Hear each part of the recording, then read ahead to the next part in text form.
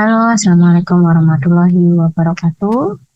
Dan selamat pagi, selamat siang. Hari ini saya Ailena Solisitor Costa Rica akan menyampaikan materi pertemuan pertama, yaitu tentang personal branding. Nah, di materi ini saya harap kalian bisa memahami apa itu personal branding dan bisa meng-create atau menciptakan personal branding kalian ya, sesuai dengan potensi kalian yang miliki dan juga sesuai dengan karakter diri kalian masing-masing.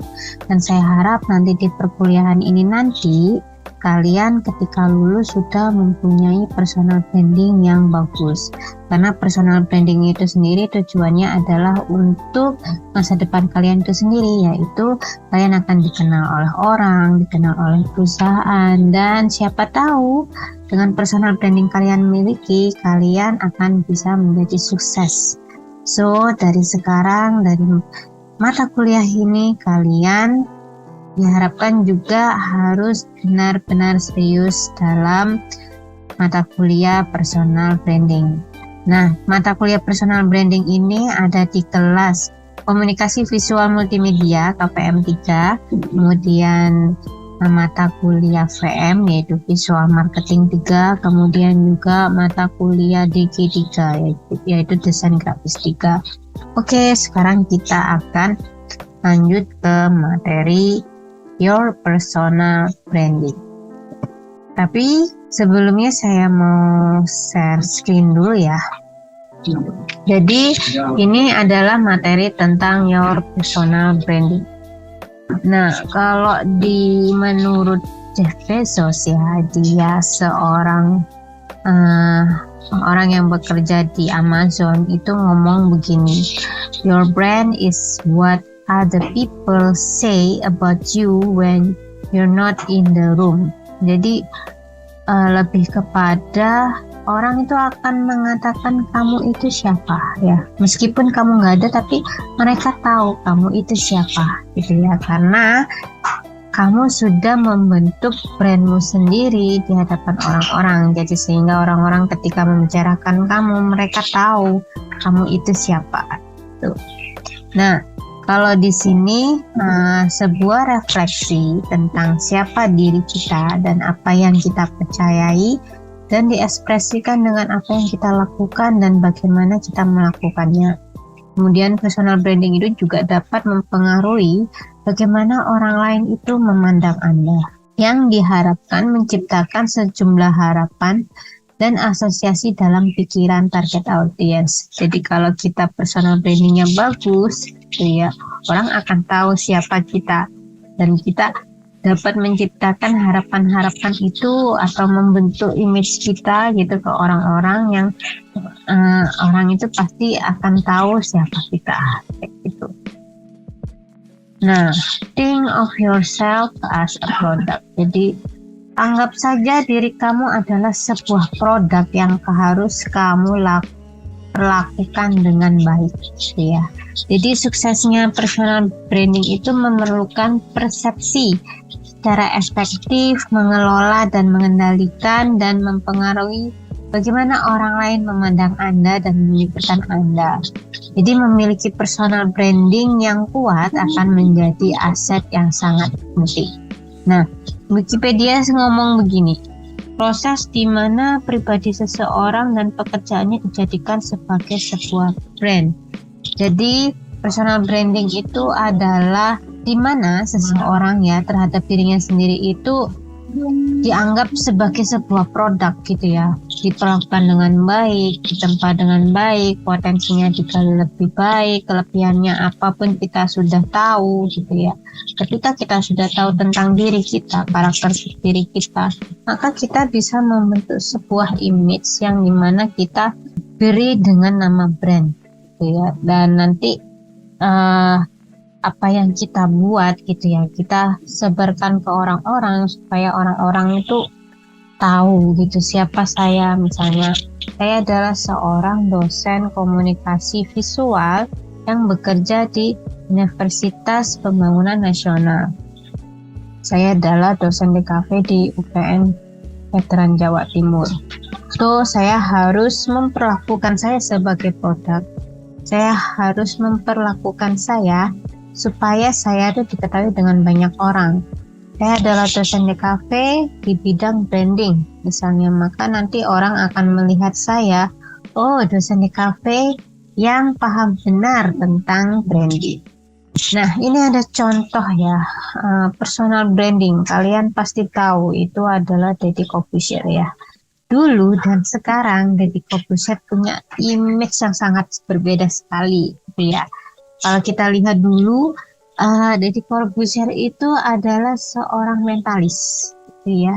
Dari cara penampilannya, itu sudah kelihatan sekali itu dengan celak yang warna hitam, pakaian hitam, rambut yang setengah botak dan setengah berambut kayak seperti itu. Nah itu seorang Deddy yang dulu ya, seorang mentalis, karena dia memang awal karirnya itu ada di mentalis gitu. Tapi kemudian ketika sekarang ini kalian melihat ya, kalau bahwa Deddy Corbuzier itu sekarang sudah punya channel YouTube sendiri dan dia sudah punya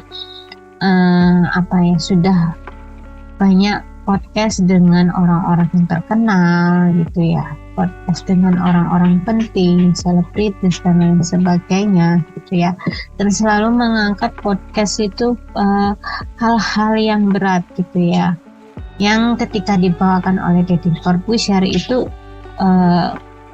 sangat mudah dipahami tema tersebut gitu. Nah itu Deddy Corbuzier yang sekarang. Kalau kalian lihat dulu dan sekarang itu sangat jauh sekali berbeda. Nah, tapi sepertinya ya Deddy Corbuzier itu merubah personal brandingnya karena dia punya tujuan sendiri gitu ya. Dia tidak ingin dianggap sebagai mentalis, tapi dia ingin dianggap sebagai seorang yang kritis ya, kritis terhadap sesuatu gitu ya. Makanya dia melalui sebuah podcast itu dia mencari tahu, mengkritisi sesuatu dan lain sebagainya, untuk mengedukasi masyarakat bahwa sebenarnya yang saya bawakan ini adalah seperti ini gitu. Jadi dia tujuannya juga salah satunya dengan mengedukasi masyarakat melalui podcast gitu. Dan dia juga tidak hanya membangun image sebagai seorang yang kritis ya, tapi dia juga sebagai seorang istilahnya olahragawan ya, karena dia juga memiliki usaha di bidang gimnastik ya dan lain sebagainya gitu. Nah, dia bangun itu semua untuk mencitrakan dirinya sendiri sebagai personal branding yang handal. Nah, kemudian ada contoh selain Deddy Corbuzier ya. Di sini ada Kirite Agatha dan juga ada Rudy gitu ya. Kalau kalian lihat ya, ini memang mereka sama-sama punya channel YouTube sendiri. Tapi secara personal branding mereka punya image yang berbeda sama sekali dengan lainnya. Ya, dari Kirite Agatha. Kirite Agatha ini seorang podcast juga, ya, seorang perempuan, tapi dia podcastnya itu mengenai masalah-masalah masyarakat sehari-hari seperti mengenai perceraian, kemudian mengenai permasalahan rumah tangga atau mengenai kehidupan seorang anak dan lain sebagainya. Ini Kirite Agatha mengulas hal-hal yang seperti itu, jadi ke hal-hal permasalahan yang sering terjadi di masyarakat kita begitu. Sedangkan kalau Dodit ya, dia ini juga seorang stand up comedian, komika, dan dia juga punya podcast di channel YouTube-nya. Tapi dia mempunyai style tema yang berbeda tentang podcastnya Kirite dengan podcastnya Deddy, itu sangat berbeda. Kalau si Dodit ini dia membawakan podcast itu podcast yang ringan tapi diselingi dengan stand up comedy, diselingi dengan candaan atau tawa. Kemudian ada Deddy Corbuzier yang membawakan podcastnya itu lebih berat berbobot tapi juga mengedukasi masyarakat seperti itu. So, dari ketiga ini maka ada tujuan kenapa kita harus membentuk personal branding gitu ya. Yang pertama tujuannya adalah merangsang persepsi yang bermakna tentang nilai dan kualitas yang dimiliki. Itu kemudian yang kedua memberitahu orang lain tentang siapa sih diri kita gitu ya, apa yang akan kita lakukan, terus apa yang membuat kita itu berbeda dengan orang lain gitu, sehingga perbedaan itu akan menghasilkan sebuah nilai untuk mereka supaya mereka tahu kita tuh siapa gitu ya, dan apa yang mereka harapkan ketika mereka berhubungan dengan kita. Kemudian tujuan yang ketiga yaitu mempengaruhi orang lain tentang persepsi kita. Keempat, membuat calon customer untuk melihat kita sebagai salah satu-satunya solusi untuk problem mereka. Misal seperti ini, kayak misalnya Krite Agatha tadi ya, dia adalah seorang YouTuber yang membahas tentang permasalahan rumah tangga. Ketika ada customer atau orang lain yang mempunyai permasalahan yang sama, mereka akan mencari Krite Agatha atau menonton channel Krite Agatha untuk melihat kira-kira ada nggak ya permasalahan yang sama dengan aku. Itu misalnya permasalahan tentang rumah tangga. Di Krite banyak sekali permasalahan itu, maka orang itu akan mencari video yang dibawakan oleh si Krite Agatha. Kemudian yang terakhir nih ya, tujuannya adalah menempatkan diri kita di atas kompetisi dan membuat kita unik dan lebih baik dari kompetitor dalam dunia usaha. Oke, kemudian apa saja sih faktor yang mempengaruhi personal branding seseorang gitu ya. Nah, yang pertama ini adalah tentang passion ya. Kita harus tahu passion kita itu apa gitu ya. Passion itu terkait dengan gairah ya pada satu bidang atau aktivitas yang Anda tekuni. Misalnya, saya itu adalah dosen DKV di bidang branding gitu ya, maka passion saya adalah bagaimana saya mencari yang berkaitan dengan branding yang membuat saya passion untuk menyelesaikan hal-hal itu semua ke dalam bentuk branding gitu. Kemudian yang kedua ada integritas. Nah, itu mutu, sifat atau keadaan yang menunjukkan kesatuan yang utuh sehingga memiliki potensi dan kemampuan yang memancarkan kewibawaan atau kejujuran.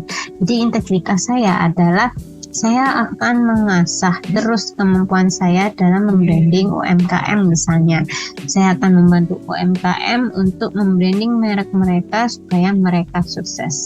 Itu kemudian hasil-hasil itu akan saya berikan ke UMKM supaya UMKM itu akan mengingat saya nanti suatu hari bahwa Bu Elin ini ternyata adalah orang atau pakar di bidang branding. Nah, kemudian ada keahlian dan kualitas. Jadi di keahlian ini itu jadilah ahli dalam satu bidang yang sesuai dengan passion Anda. Tidak hanya ahli, tapi Anda juga harus unik gitu. Nah, kalian saya adalah di bidang branding ya. Keunikan saya adalah saya lebih kepada branding di bidang UMKM. Ya, saya ingin membantu UMKM dengan potensi yang saya miliki gitu ya. Misal saya jago ilustrasi, maka nanti brandingnya UMKM itu saya arahkan lebih agak ke ilustrasi. Dalam hal misalnya gini, desain kemasannya itu yang memakai ilustrasi yang sesuai dengan karakter UMKM. Itu keahlian dan kualitas itu. Kemudian how do you strengthen your brand gitu ya, bagaimana kamu membangun ya brandmu itu agar kuat gitu ya dan nggak goyah. Nah, pertama yang harus kamu perhatikan adalah what is your goal. Jadi apa sih goalmu itu, tujuan hidupmu tuh gitu loh ya. Goal misalnya gini, goal saya adalah saya ingin UMKM itu atau tujuan saya adalah bermanfaat bagi UMKM kayak begitu. Itu tujuan saya gitu ya. Jadi ya saya harus bisa membantu UMKM. Who is your target audience? Misalnya karena saya adalah ingin membantu UMKM Indonesia itu agar sukses, maka target audiens saya adalah UMKM tersebut gitu. Karena itu menjadi sasaran saya untuk membangun UMKM itu lebih baik lagi. And how does your current brand position you to achieve your goal? Jadi bagaimana caranya agar saya itu dapat mencapai hal-hal tersebut? Yang pertama yang saya lakukan adalah saya akan mengedukasi masyarakat melalui sebuah kegiatan pengabdian masyarakat. Terus yang kedua mungkin saya akan memberikan tentang materi-materi yang berkaitan dengan branding melalui YouTube channel saya. Dan lain sebagainya adalah cara-cara bagaimana kamu mencapai personal branding tersebut. Do you need to make any change? Apakah yang ingin kamu ubah dengan sesuatu kebutuhan untuk kamu merubah itu semua apa aja gitu ya. Jadi mungkin kalau saya adalah yang pertama adalah pengetahuan dulu. Pengetahuan tentang branding itu harus benar-benar saya miliki. Dengan cara apa? Dengan cara membaca buku, dengan mengikuti seminar tentang branding, berdiskusi dengan para pakar branding dan lain sebagainya. Ya, kemudian yang kedua yang saya butuhkan, mungkin saya akan membuat sebuah buku mengenai branding yang akan saya kasihkan ke UKM. Jadi itu adalah sesuatu yang dapat saya lakukan untuk merubah tersebut dan mencapai goal saya. Nah, kemudian gini, salah satu dasar pemasaran yang baik adalah memastikan Anda memahami target audiens Anda, bukan hanya siapa mereka, tetapi apa yang membuat mereka tergerak. Jadi anggap aja ya, dengan berpikir Anda itu sebagai brand ya, atau as a product, coba dipikirkan siapa kira-kira yang menjadi target audiens Anda. Kalau saya ingin dikenal sebagai seorang pakar branding untuk UMKM, maka target audiens saya sudah jelas pasti UMKM.